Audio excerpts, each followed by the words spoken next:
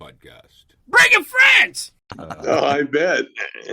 Oh my I God. bet. And we're live. We're live on the Rico podcast with Yes. a returning Yeah. guest that is an amazing human being, the man that is behind the big movement of CBD and cannabis right now, the living legend, Mr. Tommy Chong. Hey. Yay.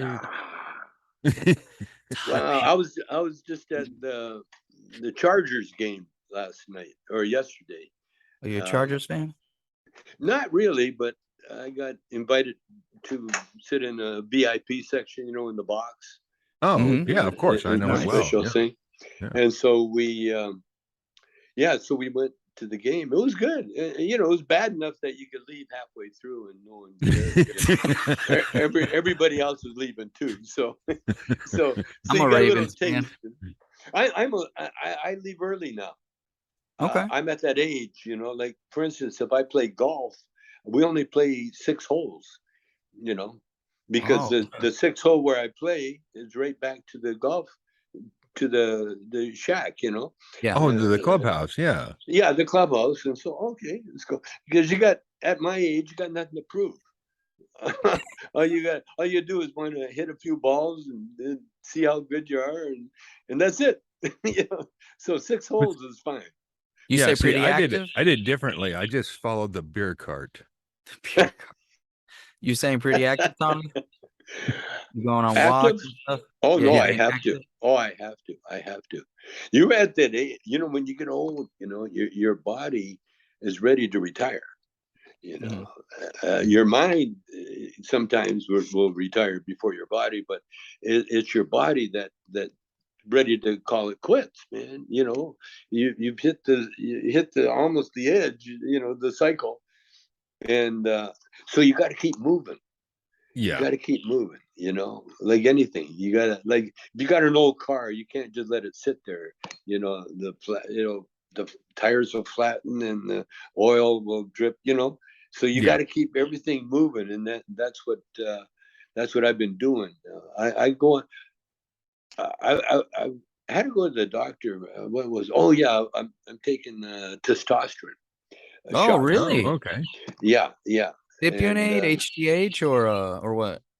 Well, it's medical grade, so I don't know Okay. exactly what it is, but it's definitely testosterone, T. Yeah. Mhm. And but before I can take it, I have to do a blood test, because if you do it and your blood isn't right, you can have some serious problems like blood clotting. Ooh. And so every time I go to I go once a week, and they give me a blood test, and it's very cool. And I'm learning a lot about the blood and everything else. And so they did a test on me, and they said I'm not getting enough cardio. And so there's a hill around the corner from my house, and so I'm going up that hill with the dog. I walk the dog. Nice. It's a steep hill, and I get the heart rate going, boom, boom, boom, boom. But you know what I found out that's really good for cardio when you're What old? have you found out? Masturbation. That would get the heart rate going, wouldn't it? It does. It Tommy, does. Put the arthritis, Tommy. No, forget it. That's why you got arthritis. you need the cardio. You get the heart rate going, and then if it's masturbation and you do it right, there's a payoff. Yeah. You get a reward. Yeah. You get a reward. It's like, good boy, you did it. You should always reward yourself. Yeah. Everybody's happy. Your body's happy. Your body, it's much easier to go to sleep. You're not sitting there worried that you're not man enough anymore. Fuck it, man. Masturbation. And I'll tell you, one time there's an old guy actor, Ernest Borgnine. You know Ernest Borgnine? Remember him? Yes. Yeah, he's an old actor, and his claim to fame was that he's got a kind of a young wife, and he was sexually active right you know, as he got older. And I came across him one time, and there's Ernest standing there. So I had to ask him. I said, Ernie, how's your sex life? And he looked at me. He goes, I masturbate. Tommy, speaking of and I thought about that, and you know what? He's totally right. He's totally right. Jesus Christ. Tommy, a question I wanted to ask you earlier. How's the family? How's the wife? How's the kiddos? How's everybody doing? Incredible. Really good. They all had a birthday. We had a little communal birthday party yesterday. And I got you know, my son's new wife from Indonesia. You know, she had a birthday, and Harper, I got the cutest little family. Harper and Miles, they're my great grandchildren. Wow. Oh man, well, how does that feel like, Tommy? Being a great granddad, how does that feel? It just feels like I started early. You know, that's all. You know, I'm a product of a youthful, very. See, when I was young, you grew. If you like, when I grew up in the country, kind of, you know, like actually, I found out I'm 8% native, and so I really grew up like a little native guy. And the thing is, you know, it was beautiful. You know, you did a lot of hard work because, you know, back in the day, you had to carry water, chop wood, take out the slop pail, and there was a lot of things you did physically. And yeah, so growing up in the country, you were never bored. You know what I mean? When you see kids, I'm bored. You grew up near the beach, Tommy? No, actually, I grew up in the middle of the prairies in Calgary. Oh. Yeah, Calgary, Alberta, Canada. Wow. And the foothills. I grew up near the ski mountains, but I never learned how to ski until I was 60. Until I was in my 60s. Wow, yeah. That's a good age to start skiing. Yeah, I did. I started a lot of things. I started tango dancing when I was in my 70s, I guess. And oh no, yeah, I'm doing all that. That's the secret of longevity, by the way. You know, your body has no clue. You know, it's how you use it, and if you don't use it, you lose it. It's that simple. You know.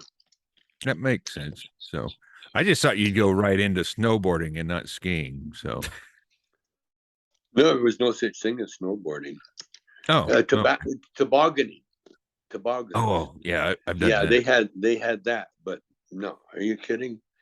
Right, I remember seeing a banana skateboard for the first time, and I ran and jumped on it and took the biggest fall you can imagine.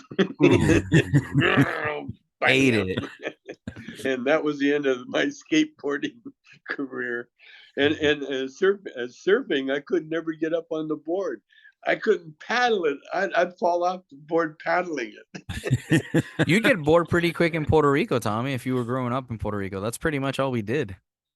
I bet. No, but that's for you guys. Surfing. You know what I did near the beach? I was a bodybuilder. I went to the gym. Oh. And then we'd go to the beach to get a suntan. That was it. I can't imagine you suntanning, Tommy. I'm having a hard time visualizing that. Yeah. Oh, fuck. Are you kidding? That's all we did. In Calgary, especially, because we got small summer was only a few months, you know. Oh, that's good. That's good that you stay active though. Like I never knew that about you.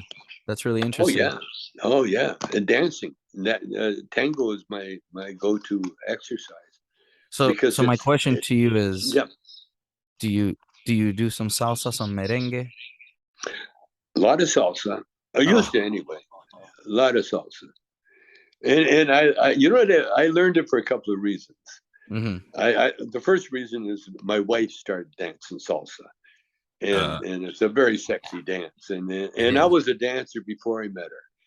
I danced the Lindy Hop and the jive, and so then it took me a whole year to learn salsa, but I learned it. And in fact, I went on a salsa cruise one time just to learn how to dance salsa. I love salsa. How'd you like that? Love What was that like? You just dance all day or do activities or? No, dance all day. That's all. Every chance we got. I was with the teacher, and so we would wander the ship and find young girls and put our boom box onto the salsa tune. Then we salsa.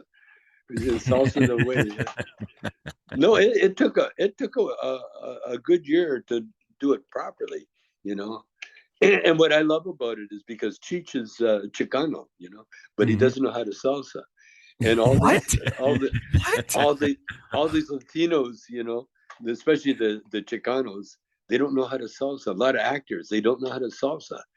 And Eddie Olmos, you know, he's another. He played Zoot Suiter and everything else. He Yeah. can't salsa. And there's another one. He's a Cuban. He plays congos now, but an actor. But he doesn't know how to salsa. And so when I go anywhere, man, it's Tommy Chong from Canada can salsa his ass off.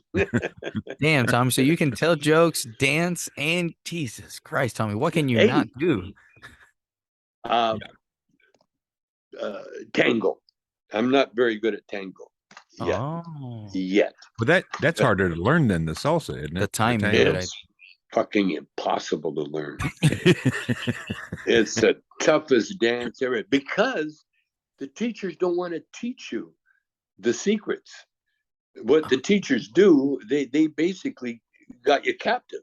You'll never learn, so you keep going to them.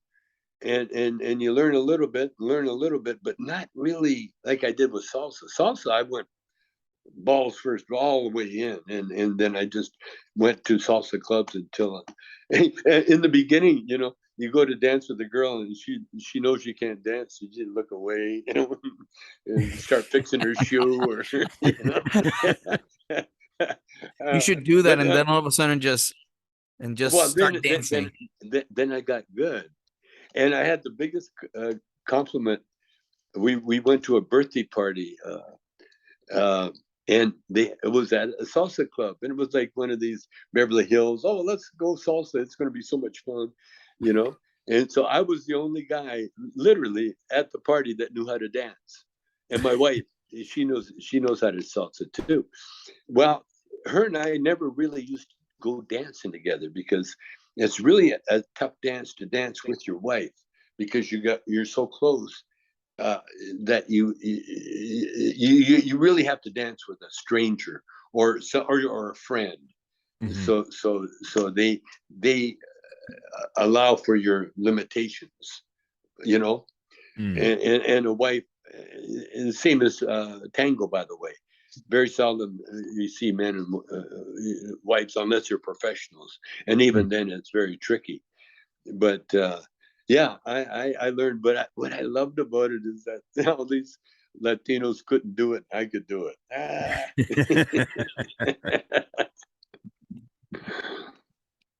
Oh. Oh, what happened? You lose the plug? Oh no, we're good. Okay. You just haven't Okay. had a small I get nervous technical when you reach difficulty. between my legs, so yeah, we had some technical difficulties there. Okay.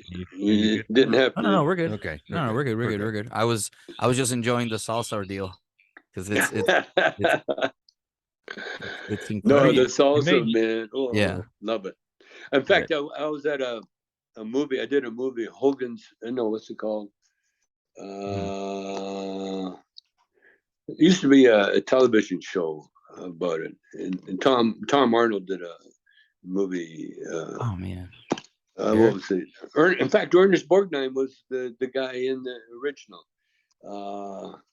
The boat, something about some ship. Anyway. McHale's Navy. McHale's Navy, exactly. So I was on that movie. I was in the movie, and so everybody kind of not hated Tom Arnold, but did not like him. and so they're having a rap party, and they knew that if I didn't attend the rap party, nobody would. So they kind of begged me to stay longer than my shoot, just so I could be at the wrap party. So the thing, and I love Tom Arnold. I like him, and so I stayed there, and I was just learning how to dance salsa at the time. So I had a salsa CD with me, and so I went to the DJ and I gave him the salsa record. Well, next thing I know, I got all the ladies at the party lined up to dance with me because I was the only guy that knew how to dance salsa. He did not save any pussy for anybody, bro. No. So Tom mine. Arnold and Tom Arnold, the boys are all huddled in the corner looking at me, going, "Oh, that ass, son of a bitch." You got power when you dance. There's a lot of power there. Oh yeah, Tommy, I got a question for you. I've always wanted to ask you. People hear stories about you like helping out other people and stuff like that. You've always strike me as the type of person that when you meet up with other celebrities, you're kind of just like the chill guy. Like, let's just smoke and bullshit. Like, how do you More how or do you less. manage? Huh? I piss a lot of them off. In fact, I'm known as the most optimistic guy ever. I could see that. Yeah. I don't get how that's a bad thing. Yeah. No. It's a great thing because especially during the Trump thing, polish, and I've always had like I thought for sure Trump was going to get impeached. I thought for sure that Mitt Romney was going to take over. And I was wrong each time. And then I realized what's happening is that this is karma that has to be played out. Trump really is the devil. There's so many signs that point to him being the devil. The orange look, Well, I thought it was the red hat. The red hat. You keep going. You see all the signs, the buildings that they own, 666. There's all these devil signs out there. So he really is the devil. So what I'm hearing is you're for Joe Biden then? What's that? You're for Joe Biden then, Tommy? Oh, for sure. Absolutely. And you got to remember, Trump picked Joe Biden. Joe Biden didn't pick Trump. Trump went after Joe Biden with the Ukraine, trying to find dirt on Hunter Biden. And so everybody in the world goes, "Oh, Trump's afraid of Joe Biden." Trump has good instincts. He knows who his opponent's going to be. And that's why he destroyed Hillary so easily, because Trump doesn't play fair. And Hillary's a woman. And by the time Trump got through with her, she didn't know her butt from the hole in the ground. She really was, he accused her of everything he's doing, and how do you answer that? Well, you did it first. But the merch, Tommy, have you seen the merch? The hat that Hillary's selling, but her emails, they're moving merch. Yeah. And so many of the followers that have no clue what anything is, let alone, well, you listen to them now, they did a study. Everybody that broke into the Capitol, they all had problems at home, financial problems, all sorts of problems. And really what they were doing is trying to escape from their problems by creating another problem. Sure that they've been smoking a little bit of more weed, Tommy? What's that? They should have been smoking a little bit more weed, and maybe everybody would just relax a little bit. You got to be careful with weed because, again, it will make you a better bank robber, or a better rioter. So there's weed is it will affect you in a very is that why you prefer CBD, Tommy? I've always wanted to ask you that because I know you have a CBD company. Oh no, I like CBD because it's making me a lot of money. That's my favorite thing about CBD. You know, if, Good reason. That's a good reason. if it was cannabis, I'd love cannabis for that reason. But no, cannabis CBD is making me a lot more money. And but I love cannabis. I love THC. I love it all, man. I love it all. Everything in moderation, including moderation. Including moderation. What is it? Including masturbation. No, including masturbation. Yeah, there it is. My world. You want to talk about my world? I'm going to promote that now because it is a great cardio exercise, man. And not only that, to prepare for the masturbation. I sleep alone now, by the way. You know, I got my own room. I got my own room, and I prefer it now because before that, I'm sleeping with this gorgeous creature that really, you know, I'm at that age now where I literally can make him ill. You know, they can look at just my stats, you know, and go, oh, he's that old, you know. So I sleep alone. Now, what I learned sleeping alone is that the sexual act itself is so good for the body, the human body, that if, you know, just the act of fornication, you know, just the act of fornication, it uses the butt muscles and the leg muscles and the back muscles and the abs you use them and you use them for you know, sometimes a prolonged period, you know. 2 minutes is a prolonged time, Tommy. I think that 2 minutes is a good time, right? No. No.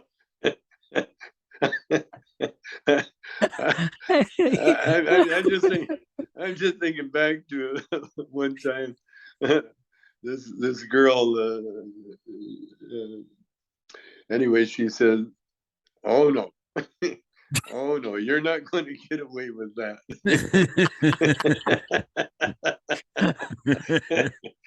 Come on.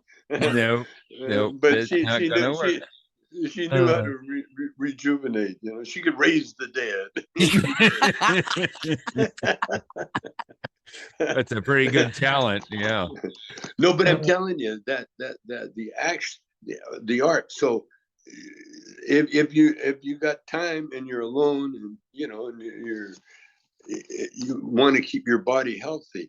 See, the problem with old guys is that we when you get rich and old, your activity is usually eating or waiting to eat or waiting for the meal. There's, you know, we're going in this restaurant or that restaurant. And so I've devised a way to sit in the restaurant and work out my whole body. And what I do, first of all, I sit up straight. And what bodybuilders do when they before they do contests, they flex their muscles. They do a lot of in the mirror. You just flex your muscles. Well, you do that. You can do that while you're sitting down, waiting for the first course or whatever. You can sit there and then you can work your calves. You can just your calves without bothering anybody, up and down with the calves, because that's all you want to do is just do the movement, you know. And yeah, sort of the bodybuilders, they put a weight on it to make it really to activate the steroids. That's what they use the weights for, you know? But you can get a phenomenal body without touching a weight, and you're sitting there because your muscles are there for a purpose. You know? And as long as you complete that purpose for them daily, and sometimes twice to 3 times daily, you know, you can, especially your waist and your back, all those muscles, you know, the shoulders, arms, chest, everything, isolate those muscles. Calisthenics are really and with good. me, and with me is butt cheeks. You know, clench your butt cheeks. Pretend you're a virgin gay. Oh my God, Jesus Christ. So what I'm hearing is that Tommy Chong likes to masturbate, smoke weed, eat, and flex his butt. All right then. Butt. Okay. Yeah, flex the butt cheeks. Yeah, flex That's the butt. You get them, and I do that sometimes. Yeah. You know, just out of habit. Oh, and the other thing I do is my hands, because I got a messed up thumb here, and it was from it's a Chuck Berry thumb, I call it. When I started playing guitar, I started playing Chuck Berry, Johnny B. Good songs. Oh yeah, and so it's a down da da da da da, you know, triplets on the downstroke, and you're holding the pick so tight that it caused my thumb to double joint, you know, to go in. Ooh. And you do that 5 sets a night for a couple of years, it doesn't go back. The thumb doesn't go back. See, and so that's what I got. So what I do, I'll spend a lot of time when I'm talking to you and I'll push the thumb where it's supposed to be, you know, and I'll try to work it. It's never going to be, if I let it go, it'll fall right where it's, you know, where it's been trained to fall. But there's all sorts of things that I found out that I can do while I talk, you know, because when I was a kid growing up, you never just sat around and did nothing. You know, at the end of the day, you darned socks, you knitted sweaters, you crocheted, you or you drew, or you planned, or you wrote. You were always busy doing something in between sleeping and in between meals. You know, it was just, that's what you did. You know, back then. You know, that's why when you see people like just sitting staring at television or their phone even, you know, it's not, you know, it's okay, you know, I mean, that's what they're going through, but as long as you supplement it with other activities, you know. Yeah, yeah, you have to like move around. You have to move your body, and you have to be able to be effective moving your body. So do you actually write more now that you got more free time while you're waiting to eat? You can write more and stuff? Or? Oh yeah, that's why I love the phone. You know, my phone. I got notes. The notes. My phone is actually a book, because I'll hear phrases, and right away I'll break up my phone and I'll write them down so I don't forget them. And I got a whole list of phrases and stuff, you know, just sayings that I collect them. And like rappers, you know, I'm a lot like the rap crowd, you know, because that's what they do too. You know, they just make verses they can rhyme out of anything, you know. Yeah. Cypress Hill, Eminem, Juice WRLD. Juice WRLD was amazing. Yeah, I still use pen and paper. I don't use the phone. You know who Juice WRLD is, right? Right, Tommy? You've heard of him? Huh? You've heard of Juice WRLD? Juice WRLD? Yeah. I'm not sure. He's a young rapper that passed.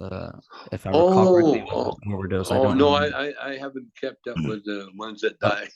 Amazing at improvising. Was young kid, but less than 23. He did an improvised set where it was improv the whole time with a beat for an hour.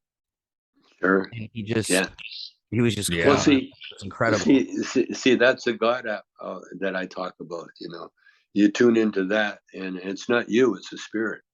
And that's why a lot of them, you know, they're only here for, you know, they're a little burst of sunshine for a little while, then they move on, and then they move on to other things. You know, they're not gone forever. They're regrouping to come back, almost like a song. They're almost like a song, you know. You get the song and you get it. It means a lot and everything else. And then there's another song. Yeah, everything comes and goes. It's a cycle. Yeah. Everything comes and goes. Yeah.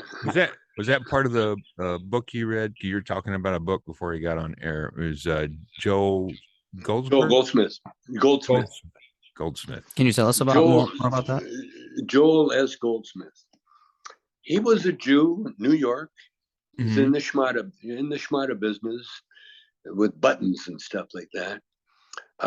His mother, because during the war, this is First World War, it wasn't very kosher to be Jewish anywhere in the world. The Jews, they had a target on their back. And they had the target because they were the intellectuals. You see what the war is like, even with Trump and that.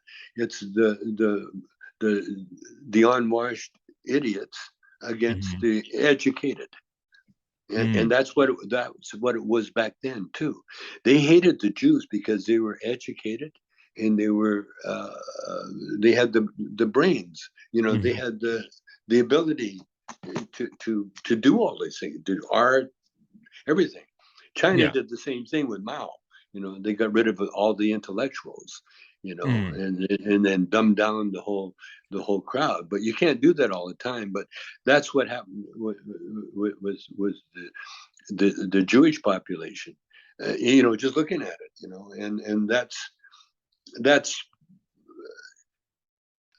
There's a documentary with Ken Burns, and they're talking about Hitler got his idea for his master race from the way Americans treated the natives here, where they conquered the natives and they put them in reservations and they treated them badly.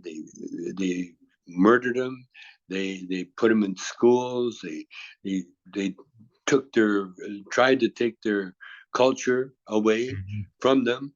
They took their land. They took their culture. They did, and Hitler looked up to the Americans for doing that, and that's what he wanted to do with Germany, and he wanted to get rid of all the intellectuals, the Jews, because those dummies, they always need an enemy. They need someone to blame, because then it takes the onus off them. You see, and that's why you have prejudices around the world, and that happened in China. It happened everywhere. Happened in Puerto Rico. The Spaniards destroyed the Taínos because they wanted the gold, and then after that, that was the short-sighted greed, and fear, and it doesn't take much to demonize a person or a culture,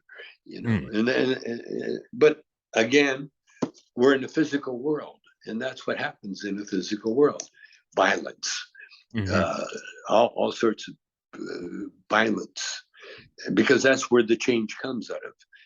This, when you're cooking a meal, just cooking a meal is a lot of violence, a lot of heat, a lot of things. Knives, Nature's pretty violent too. Nature, like we've had a entomologist on the show named Kaylin Hanks. And she talks about nature in a scary way. Not as scary as the cricket brownies, but scary. Cricket brownies? What's that? Oh, you mean about that? Yeah, tell him. She would come over and she's showing us all the bugs and stuff like that, and she had these brownie mix, and I was like, "Oh, what kind of brownie mix?" And she goes like, "It tastes like brownies, but it's made out of crickets." I was like, "Oh." Did you eat it? Don't taste like brownies. I accidentally ate she one. eats them. They do not. She'll eat them. Yeah, she'll eat them. Yeah, they don't taste like brownies. Her name is Kaylin Hanks. She's an entomologist here in town. Mm-hmm. She also does jujitsu with me, and man, she'll eat them. Yeah. Oh, sure. It's protein. It's protein. What's that guy? What's that guy? CBD in there. Would you eat it? No. What's that guy? Gordon Ramsay. Ramsay. Yeah. I watched this show. He's in Peru, and he's talking to these mountain people. He says, how do you survive? There's no food here. How do you survive? Yeah. He says, well, we got ways. For instance, there's a little caterpillar that lives in the cactus, and you got to go to the side of the mountain, and you put a rope around you, and you pull the cactus in, and then you peel it, and there's this caterpillar. And and Ram says, "Oh, so what do you do? Yeah, well, you cook it up, and then you wrap it like a tortilla, and then you eat it." And so Ramsey, he said, "Oh, okay, I'll try that." He All takes right. a I bite. never would have thought a caterpillar, honestly. He takes a bite, chews it, then he turns and spits the biggest spit. It's one of those big. Oh God! Just like he took a assume. mouthful of bugs, Well, it happened to me. It happened to me one time back in the day. Well, back in the day, I was hanging with these Chinese from China. Oh, I mean the real Chinese, not Canadian Chinese.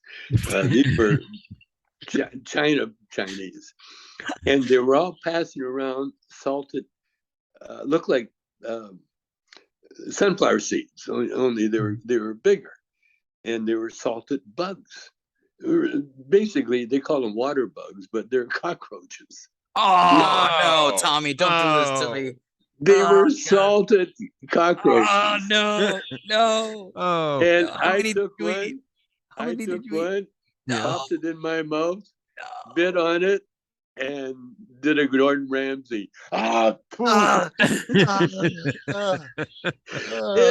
the nastiest, and it was salted, dried and salted. Oh, but man. but I don't it's think full of the salt didn't help, did it? protein.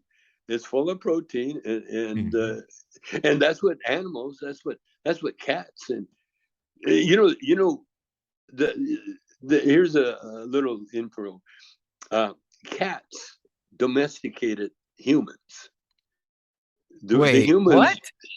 Cats found that humans were so filthy that the little rodents and cockroaches and everything else would hang around humans because humans would drop food or humans are humans. Yeah. Okay. Yeah. And so the cats, in order to be near the food source, they domesticated the humans. They leaned up against the humans and purred and got all cute and cuddly, and the humans, those motherfuckers. And they took it over because their diet, and that's why cats are considered holy in the Middle East. Egypt, places like that. They're spiritually. You leave them alone. They're in the airport. They're all over the place. They're feral, and they'll come on. They got the run of the place because they eat roaches. They eat bugs. They eat mice. They eat all the shit that torture the hell out of humans. So, are you a cat or a dog person, Tommy? Both, but more of a dog. I got a little poodle. I got a little white poodle that hangs out with me, but I got a cat that I found. I found a rescue cat, 2 of them actually, and now they live outside. They're very happy. They're as sweet as can be. No, I grew up in the country, and so we always had some kind of rescue. I gotta kind of qualify. I grew up in the country, but my dad was Chinese and he was a gambler. And so that means that whatever we had, we never had a lot of extras. We had the basic.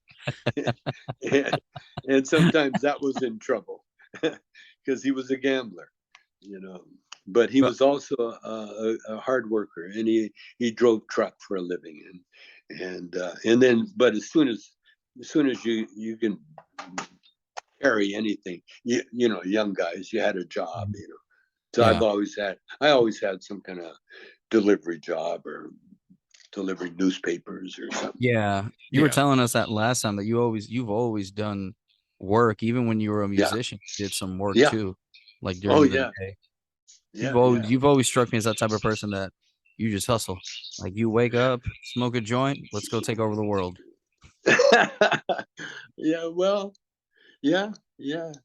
That's where you meet. That's where you meet people that like yourself. That have to work too. No, that was one thing. our family, everybody worked. Everybody had a job. You had to. Yeah. Yeah. Well, how'd you get into the CBD? Because you're known for obviously. Hey man. Hey man. Yeah. No. Yeah. The THC. So how'd you discover the CBD instead of Well, the it's actually pretty straightforward.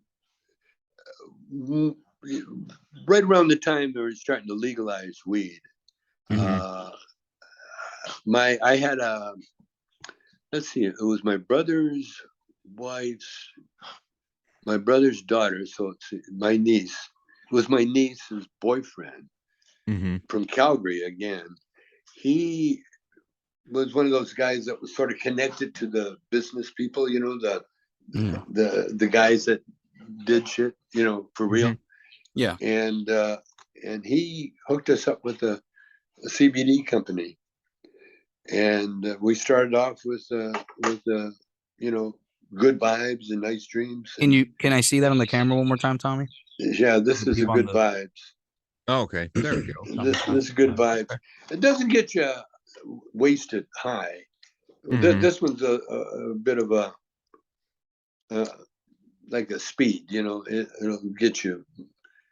It'll get you moving. I don't have the like the caffeine. Get you a little boost like a caffeine. Yeah, well, the caffeine and nicotine. The nicotine. Oh yeah, the nicotine. Yeah. It's got a little nicotine in there. Yeah, it's very cool. But the company that I'm with, Brooke, and I forget the name of the CBD company, other than Tommy Chong CBD, and I guess that's what it is. Yeah, and now we're spreading around, thanks to my niece's husband, Dave Epps. Dave Epps he's over in Europe now making deals. The truth is, and this is going to happen, it's proven out to be very, very popular because people need sleep. People need sleep. Yes. And I've had people tell me, in fact, they never knew who I was. This friend of mine that knew me from the Cheech and Chong movies and that, she said her mother came home one day. She goes, I just got turned on to this fabulous guy that's selling the CBD, and who is it, Mom? His name is Tommy Chong. And the daughter goes, of Cheech and Chong? She goes, no, it's just Tommy Chong. And she goes, okay, Mom. No, Mom's super straight, no idea of the THC or anything. But you tell people you can help them sleep, and without, without the after effects. That's what I love about what I got. The worst thing is that sometimes I'll wake up early in the morning and I'll do a little shot. Now I know better, because then I'll sleep in. And then it's like, But for a while there, I was getting up 7 o'clock and then sitting around with nothing to do until 10, And so then I realized, well, why not you just sleep longer? You've made it longer. You've made it, man. Catch up for all those years that you didn't sleep, man. Tommy, I gotta ask you, and I told you this last time, but I wanted to say it again. My favorite set that I've ever seen you do was This Is Not Happening, with Ari Shaffir. Oh yeah. Do you plan on doing comedy again? Are you gonna tour? Like, we'd love to know, because we would love. We're both comics. Oh yeah. Oh, you mean the marijuana monologues? You mean that show? No, on that one you talked about Operation Pipe Dream. You had your set was like 13 minutes long. It was about Operation Pipe Dream, and it was hilarious. No, I've been like, writing all the time. I did a set. They awarded me, I'm at that set now, the time of my life where Lifetime Achievement Award. Mm-hmm. Want to give we won an award, where was it? Skirball in Canada, in Vancouver, Los Angeles, little Jewish community center, not little, big ass one, and they're honoring Tommy Chong with a Lifetime Achievement Award, and there's going to be other comics there, and there was a guy from Mike and Molly and all these guys. It was a hell of a really good set. Well, my wife loved the damn show. I got a little pissed off. I'm an old club owner too. First I owned clubs before I started comedy, and so I knew the tricks, how they get people to perform for nothing. You award them a Lifetime Achievement Award. You talking about when comedy clubs don't pay people and stuff like that? Yeah, you know what I mean. Especially he's too expensive to pay to hire. So we'll give him an award and then expect him to do his act. Yeah, of course, of course. Well, with me, I don't have like a set anymore. I had one when I was with my wife, but they change. And I've always, so they wanted me to do the skirball, and the way they did it, it just felt kind of sleazy, like I'm supposed to be doing all this new material for a plaque, that I don't really give a shit about. So what I did, I went up there and I went on a spiritual rant. You should have seen it. I got so far out that my wife was sitting in the crowd with her friends, and they were like the Jewish friends that was never really seen our act, but seen how it's free, and they're sitting there and they're seeing me for the first time, and I'm not hitting any jokes. I'm just straight on. And what I'm doing, I'm talking about how the Jews really were the first to discover that God is spirit and that God is in heaven. It was the Jews. Up until then, everybody else, they wanted to make a statue or some,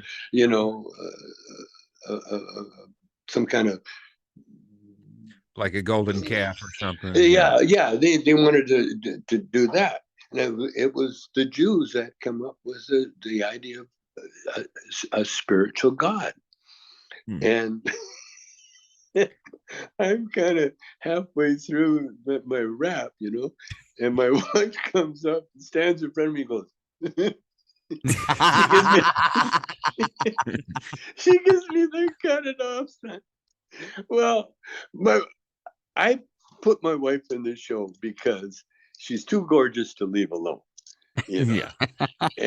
And she wanted to be an actress, but I knew that if I'm an old road comic, and you're never home, and so either and there's no, if you got a gorgeous wife, there's no way she's going to be content with just sitting at home waiting for you or in the dressing room. So I put her in the show, and she loved it, and she would come on before me, and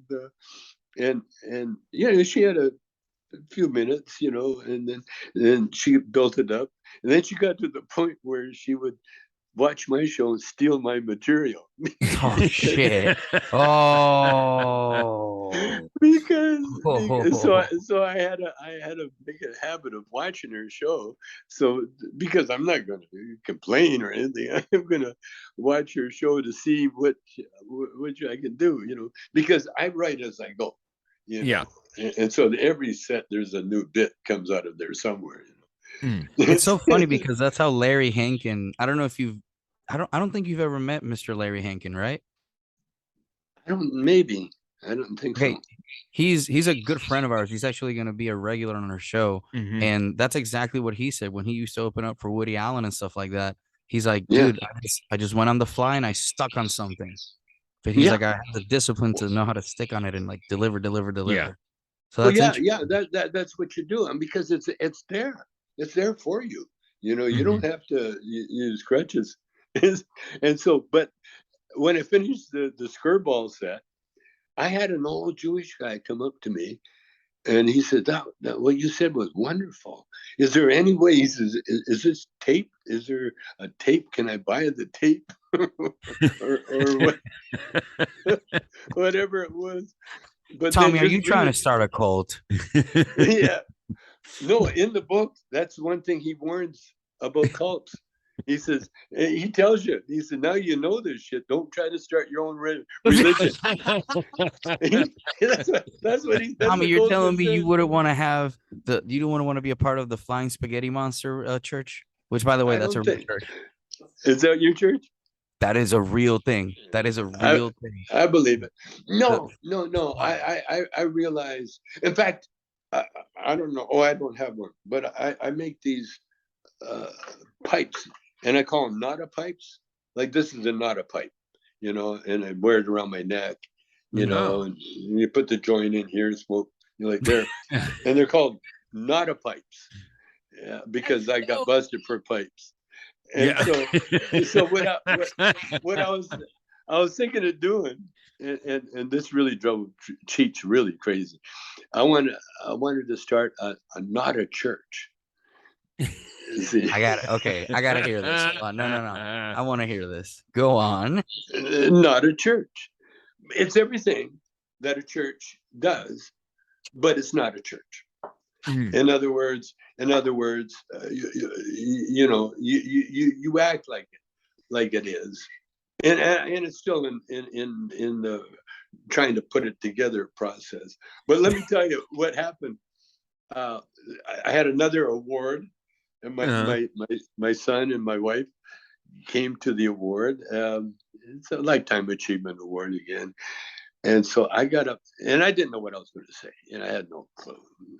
So, but I got up there, and all of a sudden, it started formulating. You know, that the feds, they went after me because the official line was that we were selling bongs to and the money was creating the terrorist organizations. We were funding the terrorist organizations with the money from our bongs. And that's how the terrorists got their money. It wasn't so much from the weed itself. It was the bongs that were bringing in all this money, and that's why I had to go to jail. You're talking about Operation Pipe Dream, right? Yeah. Operation Pipe Dreams. Can I ask you something, Tommy, before you go on? Because we talked about this last time, but I'd like for you to tell the story. But I want to ask you something. How did you manage once all the bullshit was happening? Like, how did you manage to like not lose your cool, knowing how fucked up that was? Like, how did you not lose your cool when because anything that's fucked up is someone's ball to unravel. You know, it's your problem. Oh shit, that's a beautiful way to look at it. Yeah, yeah, that's what it is, and because it doesn't stop there. You see, they made the move. Okay, now it's my turn to take that energy and give me that spotlight. They gave me a spotlight, and the weird thing is, I did an interview much soon as I got out of jail, and they said, and the first thing they said, what was jail like? And I told them all then, I says, you'll find out. And they said, what do you mean by that? I says, you'll find out. Eventually, everybody's going to go through what I went through. And right after that, the pandemic happened. and everybody found out what the fuck it was like to be under house arrest. Because that's basically what everybody was, under house arrest. And I called it deployment. I called it deployment. I try to put a military spin on it, you know. Yeah. A little spin. Yeah. But let me tell you what happened. I'm at the event, and they're saying to me, um, you got busted unfair and everything. I said, well, there was good that came out of it, especially with the bond company. And people said, well, how do you mean? I said, well, what happened is that the official line was that we're making billions of dollars. Well, the truth was we were losing money.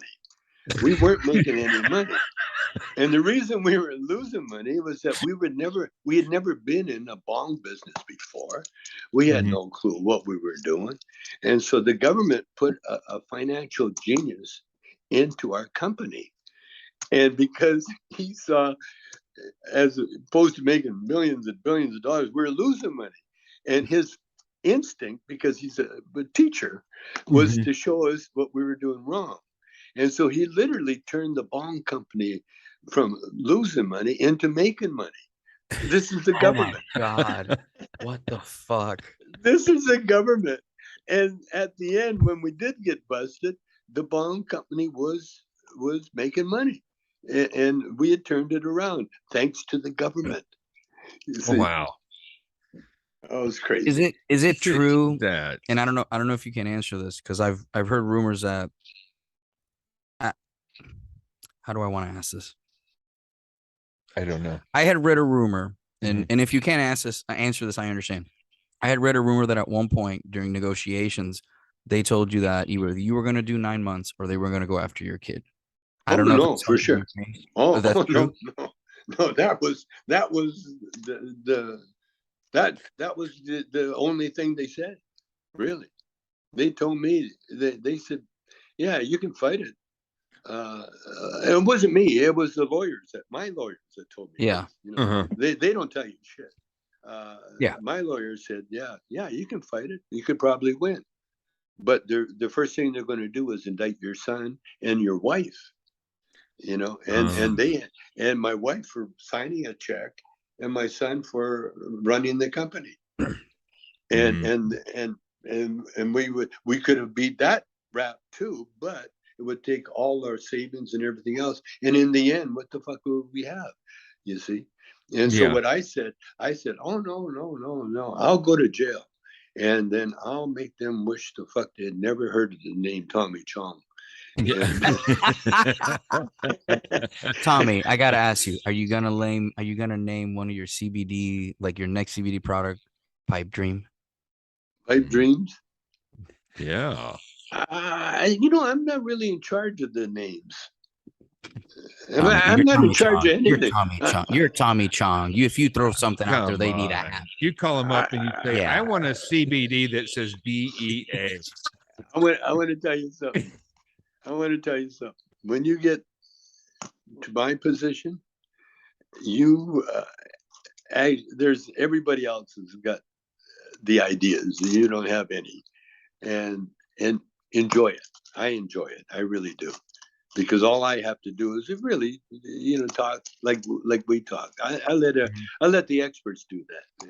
Like we were having trouble, like everybody else in the weed business, it sounded way better than what it really actually was, because without, weed grows anywhere for anybody, and just calling it, just saying it's legal, that don't mean shit, you still got farmers selling it, out of the trunk of their car, and you still, if you got a dealer, you can get the best shit from the dealer at a third of the price of what they sell in the dispensaries, So it's not a slam dunk by no means. Yeah. But CBD is because it's legal and it has to be processed. See, the whole thing, the problem with weed is that you don't have to do anything with it. In fact, the less you do, the better it is.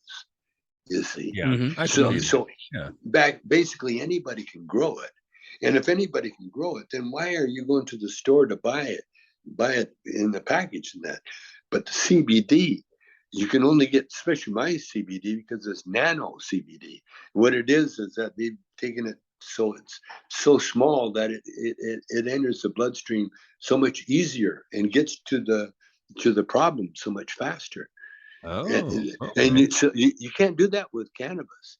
You see, with cannabis, the bad thing, the saddest thing about cannabis, we had some pre-rolls and they weren't selling. And the reason they weren't selling is that they were kind of rolled up out of some, not so good weed. And so they had to take the pre-rolls and they had to add hash to the pre-rolls to make them stronger. Well, yeah, it's weed, and rather than do that, but see, with me, I enjoy all kinds of weed. Yeah. If it's weak, I enjoy it. If it's strong, I enjoy it.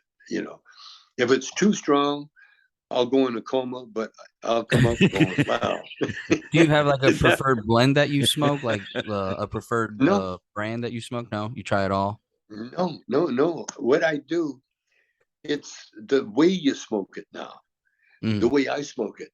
Like for a while there, I was getting, too much coughing and that, so I quit smoking, and I did strips. Did I show you about the strips the last time? I don't think you showed us the strip club. No, okay, you did not. This is my go-to, because when I went to Greece on vacation, we started to stop in London, and just going through the airport in LA, they went through all my shit and they took my gummies because it had cannabis infused gummies. So they took my gummies, but they didn't get my strips. These are the strips. Now what they are, they're like smoking a joint. They're breast strips. And so what you do is what I did on the plane and wherever we went. I would take this little thing here. Now my wife does half of it, but she's a pussy. So I take the whole thing. Yeah. How much is the whole thing? 20 milligrams, 10 milligrams? It's 10. 10. Okay. That's a good number. On the thing they put 100, but it's 100 for the whole package. And there's like 10 in there. So these and the strong ones I get are sometimes 20, but they're perfect. I do them before I eat. So I'll eat everything inside. And then I'll have a cappuccino after, and everybody goes, "Doesn't that affect your sleep?" And I said, "Nope." Because I got my nice dreams. No, I'm wired, man. I'm good. I spent the whole vacation doing the strips like that, and it was great. Except when we got to Heathrow Airport. I was okay as long as I was in Greece or somewhere, because in Greece they make sure the English is very simple.